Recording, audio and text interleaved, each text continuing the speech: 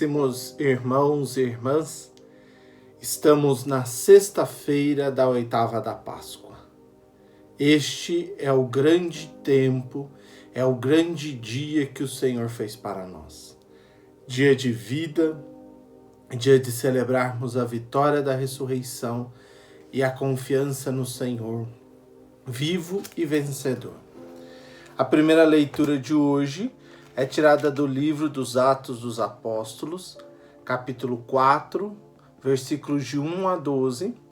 Você pode pegar aí na sua Bíblia ou em algum aplicativo de liturgia diária para que possa acompanhar o texto a partir da explicação que nós vamos dar aqui.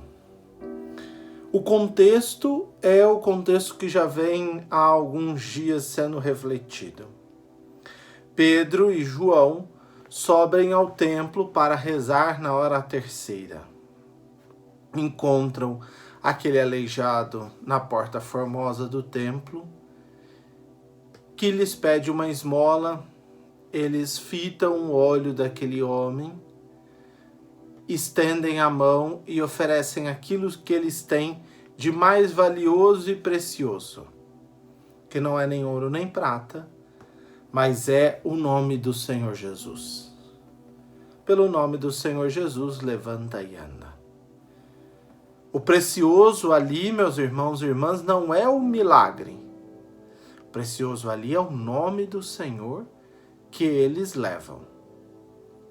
Depois disso, adentram o templo, pregam dentro desse templo, e é nesse contexto da pregação de Pedro dentro do templo, no pórtico de Salomão, que surgirão os sacerdotes, os saduceus e a guarda do templo, que virá prendê-los.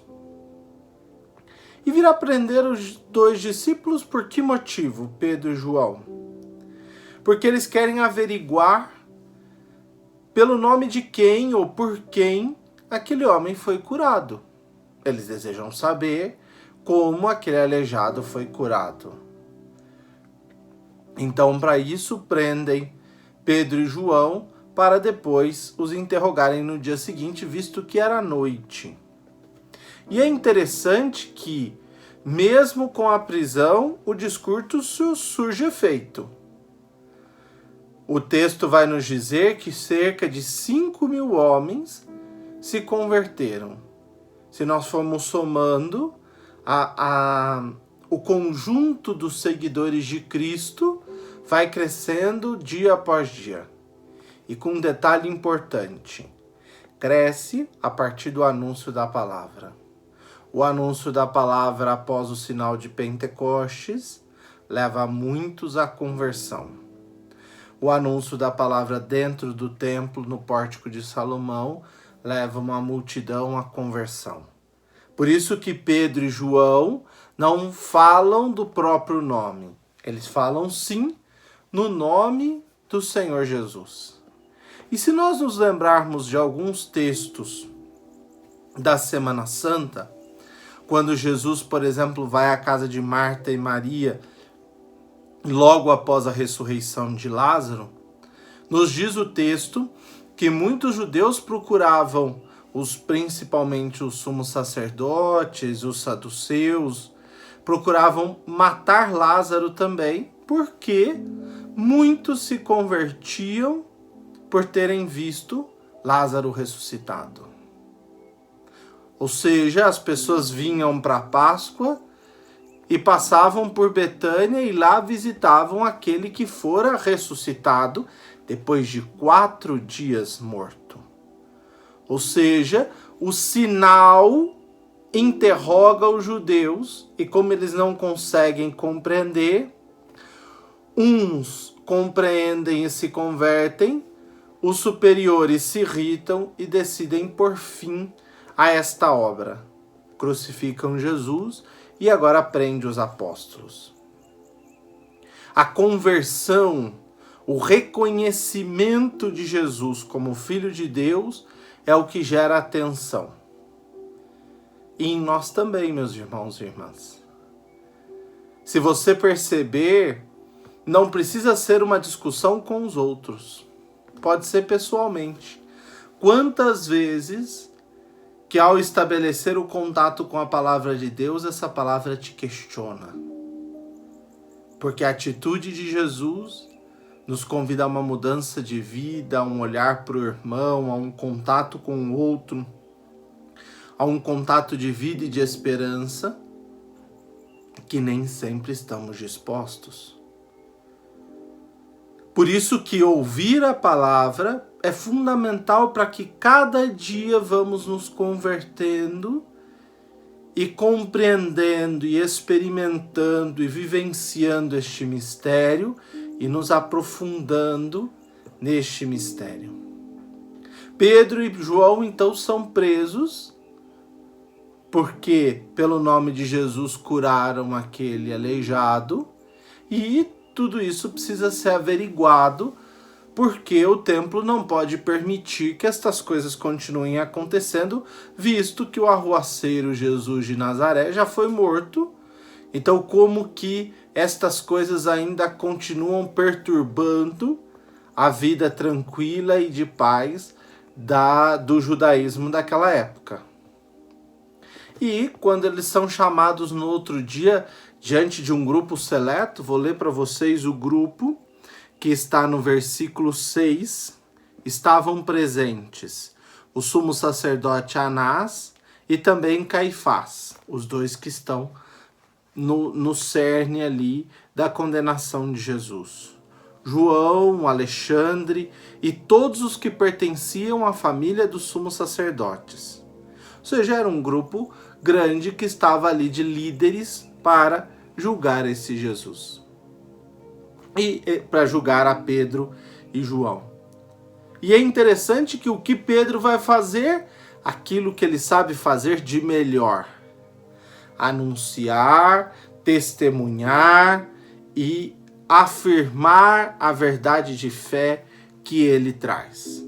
Afirmar quem é esse Jesus que esses judeus condenaram.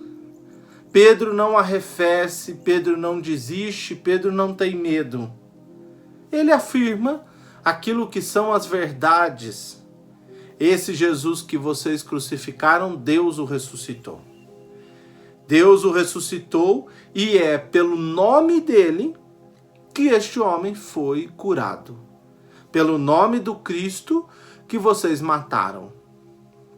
Ou seja, meus irmãos e irmãs, a morte não tem força sobre a vida. Por quê? Porque o Senhor ressuscitou. A morte, o sofrimento, a desgraça, as tristezas, as desilusões, eles não são maiores do que a esperança, do que a vida. Basta que a gente confie nesta vida que o Senhor nos concede. Basta que nós confiemos nessa graça que Ele nos dá.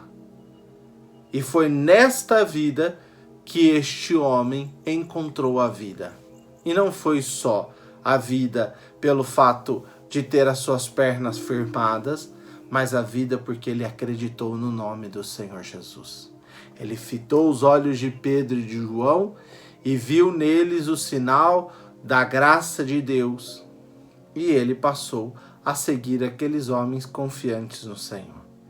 E Pedro finaliza o discurso muito bonito, no versículo 11. Jesus dizendo aos sumos sacerdotes: Jesus é a pedra que vós, os construtores, desprezastes, e que se tornou a pedra angular.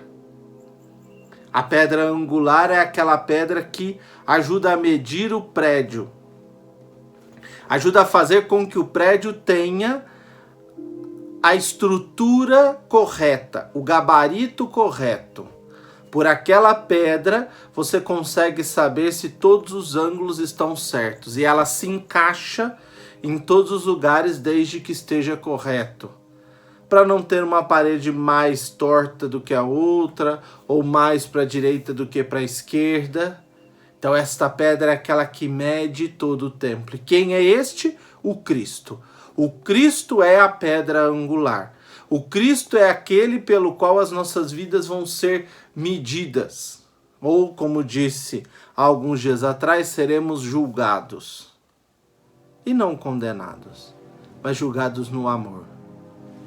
Mas é preciso que nos moldemos segundo essa pedra. Se a estrutura, se a construção do edifício de fé que somos cada um de nós não tem o Cristo como grande modelo, é preciso refazermos. O próprio Jesus vai dizer isso. Reconstrua, reforme.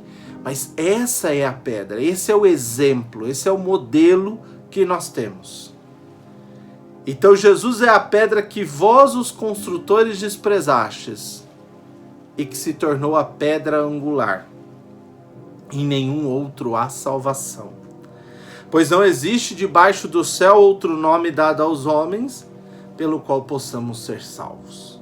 Ou seja, meus irmãos e irmãs, Pedro finaliza a leitura de hoje mostrando àqueles sumos sacerdotes, mesmo que ele foi morto por vocês, Deus o constituiu Senhor e juiz de toda a história.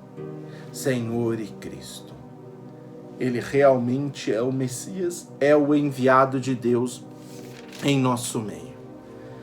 O evangelho de hoje é tirado de São João, capítulo 21, versículos de 1 a 14.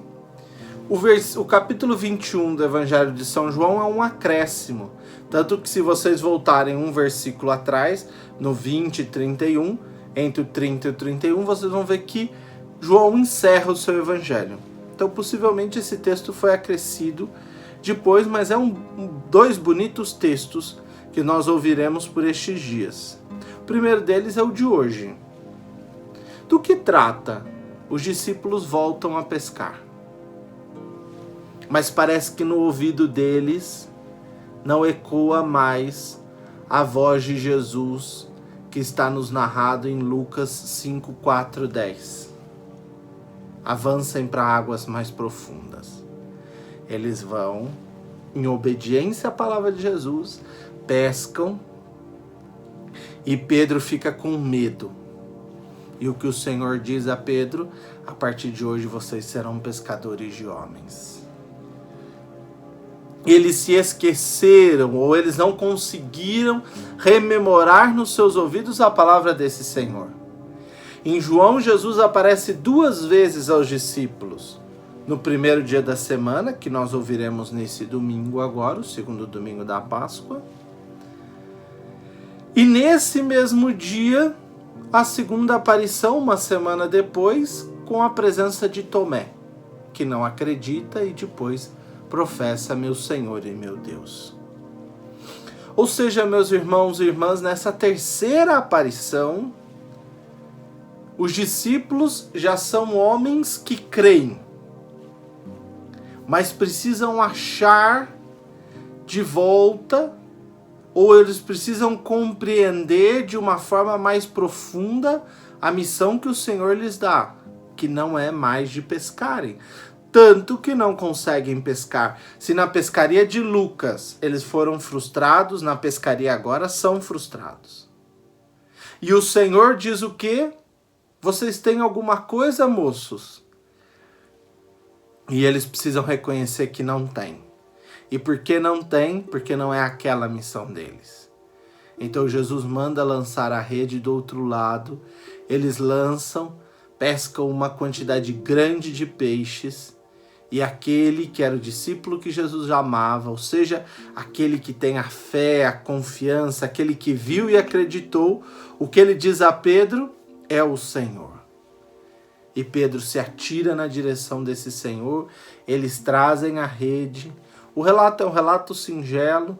Chegando ao mar, Jesus pede mais peixes, Pedro traz os 153 grandes peixes. É uma grande multidão, uma quantidade gigantesca. E essa rede que Pedro puxa para a beira da praia, ela representa toda a igreja que os discípulos e os apóstolos têm a missão de conduzir. Mas eles não podem se esquecer Eles não vão conduzir a partir da missão antiga ou da vocação antiga que tinham de pescadores. O chamado de Jesus agora precisa ecoar. Vocês não são mais pescadores de peixes, vocês são pescadores de homens. Se coloquem a pescar.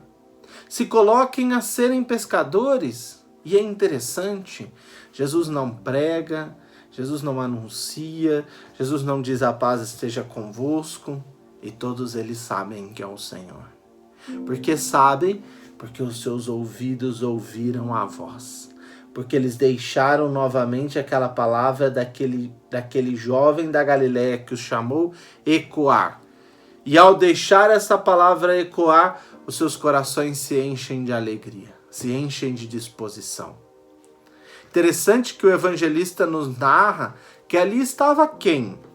Simão Pedro, Tomé, Natanael, os filhos de Zebedeu e outros 2 discípulos. Quem são esses? Os que no começo dos evangelhos são chamados.